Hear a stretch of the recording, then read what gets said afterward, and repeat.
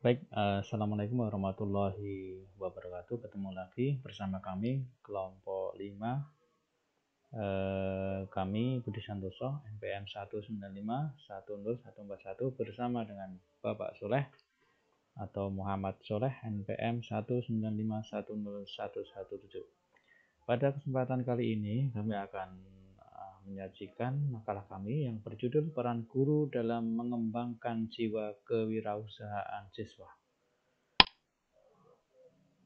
Yang pertama kami awali dari makalah ini adalah pendahuluan. Makalah ini dilatar belakangi. Yang pertama adalah peran pendidikan kewirausahaan sangatlah penting dalam menumbuhkan minat berwirausaha siswa. Siswa lebih berminat untuk mencari pekerjaan dibanding dengan menciptakan lapangan pekerjaan. Lulusan yang tidak mendapatkan pekerjaan menambah jumlah pengangguran setiap tahunnya.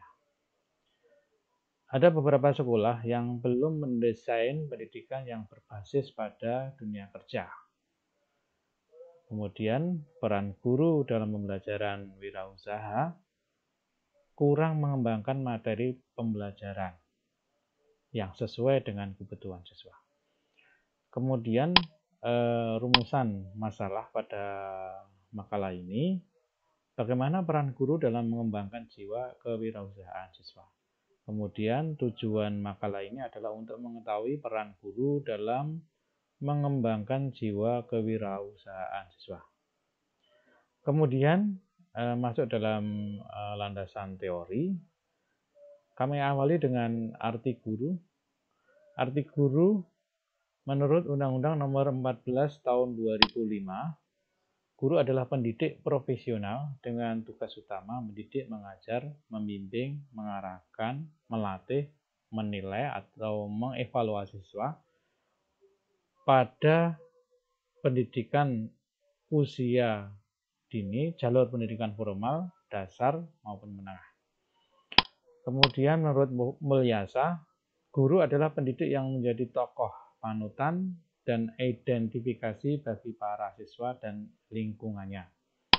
Kemudian Hamzah B. Uno mengatakan guru adalah orang yang secara sadar mengarahkan pengalaman dan tingkah laku dari seseorang individu sehingga dapat terjadi pendidikan. Kemudian menurut Saiful Sagala, guru adalah orang yang berwenang dan bertanggung jawab terhadap pendidikan siswa, baik secara individual ataupun klasikal, baik di sekolah maupun di luar sekolah. Artinya wewenang guru tidak hanya pada saat di sekolah, tetapi berkaitan dengan pemenuhan kompetensi sosial guru, yaitu harus memiliki kemampuan berkomunikasi secara efektif dan efisien dengan peserta didik, sesama guru, orang tua wali, maupun masyarakat. Dari pendapat para ahli tadi, maka dapat disimpulkan guru merupakan teladan bagi siswa yang memiliki tugas dan kewajiban mencerdaskan anak bangsa dengan kompetensi yang dimilikinya secara profesional. Kemudian selanjutnya arti peran guru. Yang pertama menurut Mulyasa adalah guru sebagai pendidik, guru sebagai pembimbing, guru sebagai pengajar, guru sebagai pelatih. Kemudian menurut Asep Umar, peran guru adalah terciptanya serangkaian tingkah laku yang saling berkaitan yang dilakukan, serta berhubungan dengan kemajuan perubahan tingkah laku dan perkembangan anak menjadi tujuannya. Kemudian Muhammad Uzair Usman membagi 4 peran guru. Yang pertama adalah guru sebagai demonstrator, yang kedua adalah guru sebagai pengelola kelas atau learning manager, kemudian yang ketiga adalah guru sebagai mediator dan fasilitator, yang keempat adalah guru sebagai evaluator atau penilaian. Dari pendapat beberapa ahli tadi, maka dapat disimpulkan peran guru adalah terciptanya serangkaian tingkah laku yang berkaitan dengan mendidik, pembimbing, mengajar, yakni mengelola kelas, demonstrator, mediator, dan fasilitator. Kemudian melatih serta berhubungan dengan kegiatan penilaian untuk mengetahui kemajuan perubahan tingkah laku dan perkembangan anak. Kemudian arti kompetensi guru. Yang pertama, menurut Hamzah B. Uno, kompetensi adalah kekuatan mental dan fisik untuk melakukan tugas atau keterampilan yang dipelajari melalui latihan dan praktik. Yang kedua adalah kemampuan dan kecakapan seseorang yang dinyatakan kompeten di bidang tertentu. Kemudian Suparlan mengartikan kompetensi yaitu sebagai pengetahuan, keterampilan, dan nilai-nilai yang direfleksikan dalam kebiasaan berpikir dan bertindak. Kemudian Muhammad Uzair Usman mengatakan kompetensi berarti suatu hal yang menggambarkan kualifikasi atau kemampuan seseorang baik yang kualitatif maupun yang kuantitatif. Sedangkan Undang-Undang Nomor 14 Tahun 2005 tentang guru dan dosen pasal 1 ayat 10 disebutkan, kompetensi adalah seperangkat pengetahuan, keterampilan, dan perilaku yang harus dimiliki, dihayati, dan dikuasai oleh guru atau dosen dalam melaksanakan tugas keprofesionalan. Sementara di Permen Nomor 19 Tahun 2005 ada 4 kompetensi guru sebagai agen pembelajar, meliputi kompetensi pedagogik, kompetensi kepribadian, kompetensi profesional, dan yang terakhir adalah kompetensi sosial. Dari pendapat beberapa ahli tadi, maka dapat disimpulkan kompetensi guru adalah kemampuan dan kecakapan seseorang guru dalam menguasai kecakapan kerja atau keahlian selaras dengan tuntutan kebutuhan pendidikan. Guru dalam menjalankan tugasnya harus memiliki beberapa kompetensi, antara lain kompetensi pedagogi, kompetensi kepribadian, kompetensi profesional, dan kompetensi sosial. Kemudian selanjutnya adalah kualifikasi kompetensi guru. Tadi ada kompetensi pedagogi, kemudian kompetensi kepribadian, kompetensi profesional, kemudian kompetensi sosial. Selanjutnya pengertian wirausaha. Wirausaha yang pertama adalah menurut Kashmir, wirausaha adalah orang yang berjiwa berani mengambil resiko untuk membuka usaha dalam berbagai kesempatan. Arti berjiwa berani mengambil resiko artinya bermental mandiri, berani memulai usaha tanpa diliputi rasa takut atau cemas. Keberhasilan berwirausaha ditentukan oleh kemampuan dalam menghadapi masalah. Wirausaha mampu menganalisa kelemahan di dalam usahanya, dan wirausaha memiliki keyakinan terhadap usaha yang dijalaninya. Kemudian menurut Joseph Schumpeter, wirausaha adalah orang yang mendobrak sistem ekonomi yang ada dengan memperkenalkan barang dan jasa yang baru, dengan menciptakan bentuk organisasi baru atau mengolah bahan baku baru. Tekanannya adalah seorang wirausaha adalah orang yang melihat peluang, kemudian menciptakan sebuah organisasi baru dan memanfaatkan peluang tersebut. Menurut Suryana, wirausaha kemampuan kreatif dan inovatif yang dijadikan dasar, kiat, dan sumber daya untuk mencari peluang menuju sukses. Inti dari kewirausahaan, kemampuan untuk menciptakan sesuatu yang baru dan berbeda, create new and different, melalui berpikir kreatif dan bertindak inovatif untuk menganalisa peluang dan menciptakan produk. Tentu saja produknya bernilai jual tinggi dan bersaing pada besar. Dari beberapa hal dapat disimpulkan bahwa wirausaha adalah individu-individu yang berorientasi pada tindakan-tindakan dan bermotivasi tinggi dalam melihat adanya peluang, serta menciptakan sebuah organisasi baru, kemudian memanfaatkan peluang tersebut dan berani mengambil resiko atas tindakannya tersebut. Kemudian karakteristik wirausaha. Yang pertama menurut Kashmir, karakteristik berwirausaha menurut Kashmir, 1. Memiliki visi dan tujuan yang jelas. 2. Inisiatif dan selalu proaktif. 3. Berorientasi pada prestasi. 4. Berani mengambil resiko. 5. Kerja keras. 6. Bertanggung jawab. 7. Memiliki komitmen. Dan 8. Mengembangkan dan memelihara hubungan baik dengan berbagai pihak. Kemudian menurut Panji Anuroga, Tanda orang berwirausaha yang berminat tinggi adalah rasa percaya diri, memiliki daya intuisi yang tajam, berorientasi pada tugas dan hasil, memiliki keberanian mengambil resiko, memiliki kemampuan memimpin, berorientasi ke masa depan, sikap tanggap terhadap perubahan, kreativitas, dan orisinil. Selanjutnya, kita melihat kondisi pembelajaran kewirausahaan di sekolah. Pembelajaran di sekolah masih dilakukan textbook oriented. Artinya kewirausahaan atau pembelajaran kewirausahaan dilakukan masih textbook oriented. Artinya anak hanya disampaikan melalui buku saja. Keterampilan hanya teori saja dan prakteknya tidak dilaksanakan. Padahal menurut Galbraith ya, 1967, untuk mempelajari suatu ilmu, seseorang harus cekatan dalam menyimak, memahami, dan mengambil keputusan agar nantinya lebih mampu bertahan hidup. Maka untuk itu, pendidik tidak boleh seluruhnya textbook oriented. Yang kedua, pembelajaran masih menggunakan metode ceramah dan metode diskusi. Belum menekankan pada proses berpikir siswa secara mandiri. Umumnya diskusi masih didominasi guru.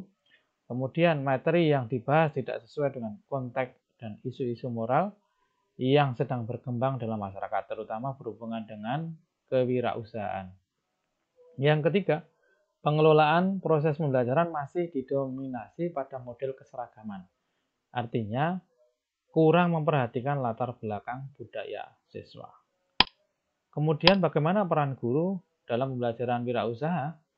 Pendidik umumnya kurang mengembangkan materi pembelajaran sesuai dengan kebutuhan siswa. Padahal dengan memperhatikan interest siswa, seorang guru akan dapat mengajarkan secara efektif. Solusinya, para pengajar kewirausahaan harusnya berpedoman pada paradigma baru, harus mempertimbangkan berbagai faktor, baik yang berkenaan dengan latar belakang peserta didik, psikologis anak, jenis belajar, dan lain-lainnya.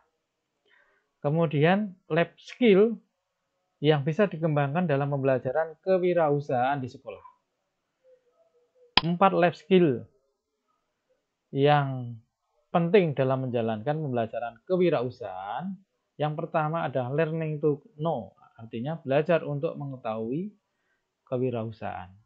Learning to do, artinya belajar untuk melakukan kegiatan wirausaha. Learning to be, belajar untuk mempraktekkan kegiatan wirausaha. Learning to live together, artinya belajar untuk bersama dengan yang lain dalam interaksi sosial dalam berwirausaha.